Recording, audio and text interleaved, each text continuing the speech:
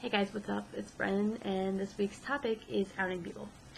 My views on this topic are pretty simple. It's never okay to out someone, unless I guess they give you permission to do so, which, I mean, at that point, they might as well out themselves. But, yeah, I mean, it's never okay to just out people because, you know, you're talking about them, or, and this could be about being trans, or, lesbian, gay, bisexual, or any other, identity, you know, especially with being trans, and sometimes even also, you know, with being gay, etc.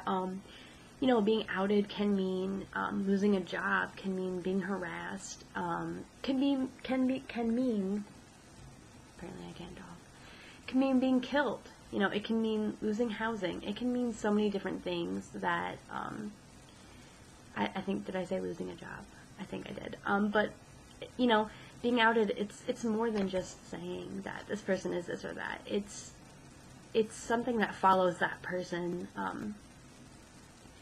for a lot longer than the few seconds, that you are actually outing them. It's not just, oh, this person is trans, and then that's it. Like, people are going to hear about it, and there are going to be people who aren't okay with it, and there are going to be people who, you know, it's just not, like, your decision to out people. And like I said, that can go along with being, gay, too. Like, it's not okay to out people.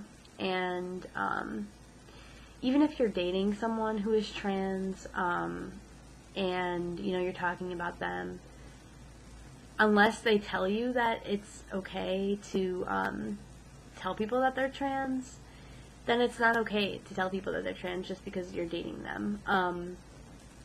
You know, you might feel like you have some, like, right, you know, to tell people that they're trans, or, like, you feel like maybe you can't, like, claim your own identity without revealing that someone is trans, and that's not okay. You can also talk about outing in the political sense. You know, people started outing people back in the 80s, and ever since, it's been used as a powerful tool, and usually weapon, against politicians and other figures in, or other members of society that have some sort of power. I know that there have been a lot of senators, mayors, people like that who have been outed, and I think usually the whole idea behind people being justified in outing them in those cases, the idea behind that is that these are people who are working against LGBT rights and then going to their own house and, you know, being gay. And, like, you know, part of that is wrong because what they do in their own home is their own business. However, they should not, you know, they shouldn't be going around saying that gay people shouldn't have rights and, you know, trans people shouldn't have rights. So, I mean, you know, it sort of goes both ways, and I know that there are people who say that it's okay to out politicians and other people when those situations, you know, where they are, you know, against gay rights, but they are gay. Not just outing them to say they're gay, but outing them because they're working against LGBT rights. You know, if someone is publicly working against LGBT rights and it comes across to someone that they're gay, you know, it's, people do use it as a weapon, and I don't think that sexual orientation or, you know, gender identity or anything like that ever should be used as a weapon, but, you know, there's no way to change society and what people are going to do, so hopefully society can move toward a more open-minded frame of mind where people don't have to be closeted and people don't have to hide who they are. So I'll move on to the questions. Tristan asked what our favorite cooking show is. I like that one show. You know which one? The baking show, The Baking Guy. I like that show.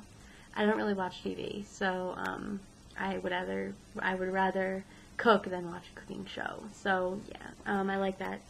Cake Boss, that's the name of it. Sorry, it took me like 500 years, but Cake Boss, I like that show. And apparently that guy is coming out with just like a Kitchen Boss show, or like a kitchen something show, where it's just like him cooking regular food, which I think is weird. I only want to see him baking cakes, so yeah. Oh, and then Eli, you were talking about how your school wouldn't put up your art because it had nudity, which I think is ridiculous since it didn't actually have nudity in it.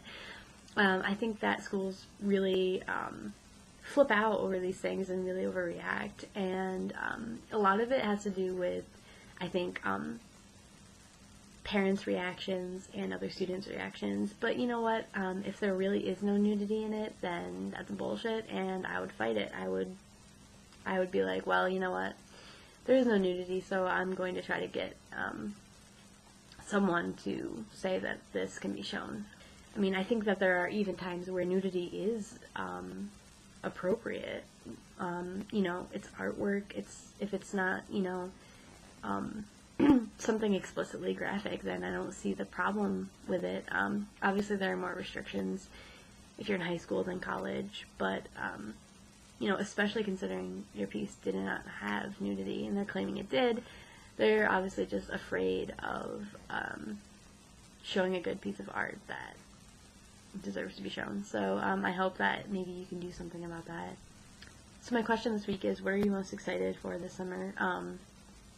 You know, it could be something specific that you're doing, or just reasons that you're excited for the summer in general. I'm excited to start testosterone, and which I start on May 10th, and other than that, I'm just excited to actually enjoy the summer and hang out.